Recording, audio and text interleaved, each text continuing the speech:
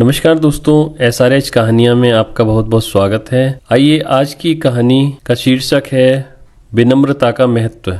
लंका में सुबह मेघनाद से लक्ष्मण का अंतिम युद्ध होने वाला था। वह मेघनाद जो अब तक अविजित था, जिसकी भुजाओं के बल पर रावण युद्ध कर रहा था, अप्रतिम योद्धा जिसमें सभी दिव्यास्त्रों को उपयोग करने की शक्ति थी। सुबह जब लक्ष्मण भगवान राम से आशीर्वाद लेने गए, उस समय भगवान राम पूजा कर रहे थे। पूजा समाप्ति के पश्चात प्रभु श्री राम ने हनुमान जी से पूछा, अभी कितना समय है युद्ध होने में? हनुमान जी ने कहा, प्रभु अभी कुछ समय है, यह तो प्रातः काल है। भगवान राम ने लक्ष्मण से कहा, यह पात्र लो और भिक्षा मांग कर लाओ। जो पहला व्यक्ति मिले उसी से कुछ अन्न मांग लेना। सभी बड़े आश्चर्य में पड़ गए। आशीर्वाद की जगह भिक्षा? लेकिन लक्ष्मण को तो जाना ही था, क्योंकि यह उनके बड़े भाई की आज्ञा थी। लक्ष्मण जब भिक्षा मांगने के लिए निकले तो उन्हें सबसे पहले रावण का एक सैनिक मिल गया। आज्ञानुसार मांगना ही था। यदि भगवान की आज्ञा न होती तो लक्ष्मण उस सैनिक को वहीं मार देते, परंतु वे उससे भिक्षा मांगते हैं। सैनिक ने अपनी रसस से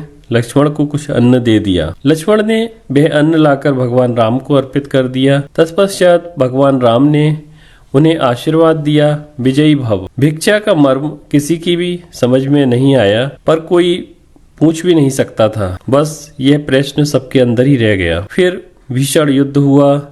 अंत में मेघनाद ने त्रिलोक की अंतिम शक्तियों को लक्ष्मण पर चलाया। ब्रह्मास्त्र, पाशुपास्त्र, वैष्णवास्त्र, इन अस्त्रों की कोई काट न थी। लक्ष्मण ने सिर झुकाकर इन अस्त्रों को प्रणाम किया। सभी अस्त्र उनको आशीर्वाद देकर वापस चले गए। उसके बाद राम का ध्यान करके लक्ष्मण ने मेघनाद पर बाण चलाया।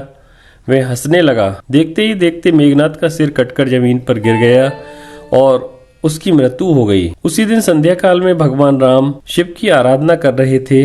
भगवान राम ने लक्ष्मण को सुबह भिक्षाटन हेतु क्यों भेजा था, यह प्रश्न तो अभी तक प्रश्न रह ही गया था।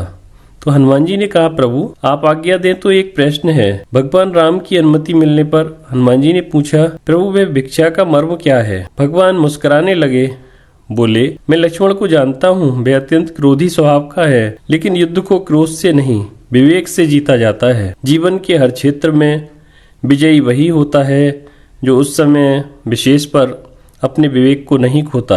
मैं जानता था कि मेघनाद ब्रह्मांड की चिंता नहीं करेगा। वह युद्ध जीतने के लिए हर तरह के दिव्यास्त्रों का प्रयोग करेगा। इन अमोघ शक्तियों के सामने ताकत नहीं, सिर्फ और सिर्फ विनम्रता ही काम कर सकती थी। इसलिए मैंने लक्ष्मण को सुबह झुकना बताया।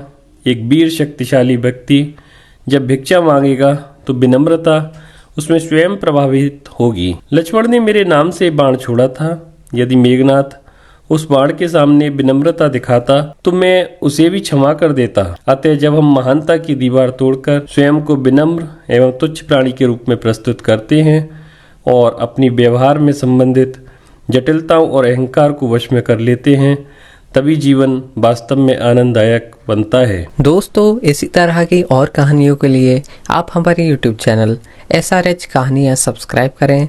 वीडियो देखने के लिए आप सभी को बहुत बहुत धन्यवाद।